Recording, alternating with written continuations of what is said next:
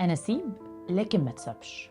في ناس ممكن تخش في دورة إرهاق ما بتقفش لمجرد إن هي حست كده في مرحلة في العلاقة إن خلاص العلاقة دي بتنتهي، بس هي عندها رغبة كبيرة جدا إنها تسيب لكن ما تتسابش. في ناس الموضوع ده شاغلهم لدرجة إن هم ممكن يستمروا في علاقة مؤذية لمجرد بس إن اللقطة الختامية تكون منهم هم، إن هم اللي يسيبوا لكن ما يتسابوش. هو بعيدا يعني عن الجمله بتاعت ان ناس كتيره جامده اتسابت، لاني بصراحه مش بحبها، لان كل انسان من حقه يشوف نفسه الشخص الكويس اللي ما يستاهلش انه يتساب، خصوصا لو بطريقه مش كويس. بس تعالوا نتكلم بالراحه كده، ما نتساب عادي، ايه المشكله يعني؟ اكيد يعني مش بالمعنى ان انت فيه تبقى ملقف وانه اي حد بسهوله جدا يسيبك ويتخلى عنك وانت دايما دور الطرف الضعيف، اكيد مش ده المقصود. لكن العبره مش بمين ساب، العبره بشكل الحياه بعد ما العلاقه دي خلصت.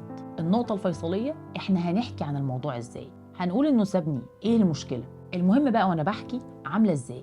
بحكي بانكسار ولا بحكي على انه خلاص بقى درس وعندي دروس مستفادة كده وقادرة اقولها، وقادرة لو حد بيحكي لي ويقول لي طب انت دلوقتي حاسة انك احسن، اتكلم عن المرحلة اللي انا فيها بمنتهى الوضوح. ساعات كمان بتحكي بسخرية وتقول يا نهار ابيض انا ازاي كنت مع حد بيعمل معايا كده، وتحول كل المواقف اللي حصلت دي لحكايات تضحك، وتعتبر ان ده كان جزء كده من الفيلم بتاعك، مشهد كده كان في حد مش مناسب والموضوع خلص وانتهينا. لكن بصراحة سيطرة فكرة ان انت دايما لازم تبقى اللي سايب دي مؤذية جدا لصاحبها قبل اي حد تاني.